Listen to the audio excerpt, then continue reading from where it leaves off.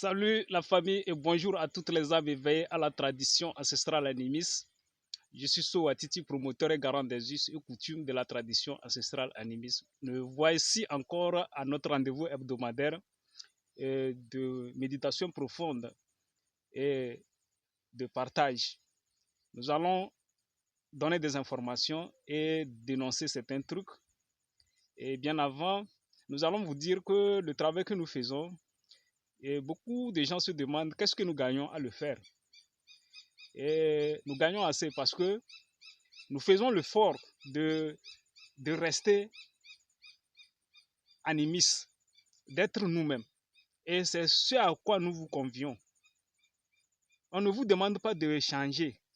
Non, on vous exhorte à vous découvrir, à savoir qui vous êtes, l'authenticité de votre être, à découvrir votre authenticité. C'est ça le gain. Voilà. Et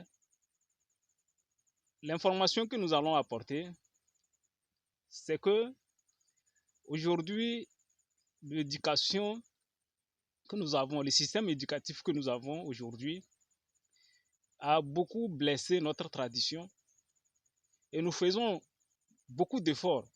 Nous faisons beaucoup d'efforts pour pouvoir nous adapter par rapport à certaines situations. Et pourquoi ce système éducatif nous cause du tort? La tradition ancestrale animiste est basée sur la fraternité. Et la fraternité se fait à travers l'éducation. C'est-à-dire c'est dès le bas âge que on éduque l'enfant. L'enfant est formé à être fraternel.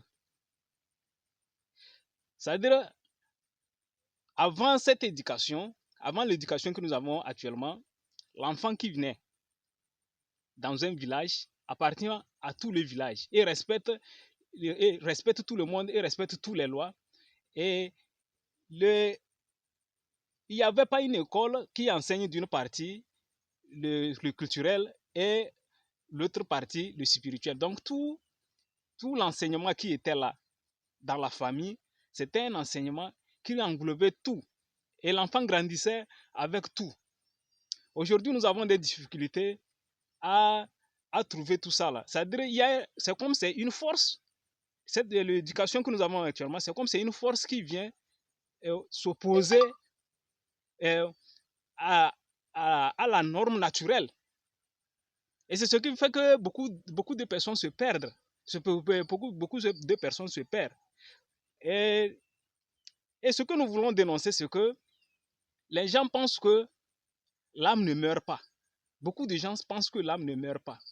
Actuellement, ce que nous constatons, quand quelqu'un meurt, on veut l'enterrer, on dit que notre paix à son âme. Et vous avez vu son âme là où? Souvent, quelqu'un qui a déjà perdu son âme avant de mourir, on dit que paix à son âme. L'âme peut mourir.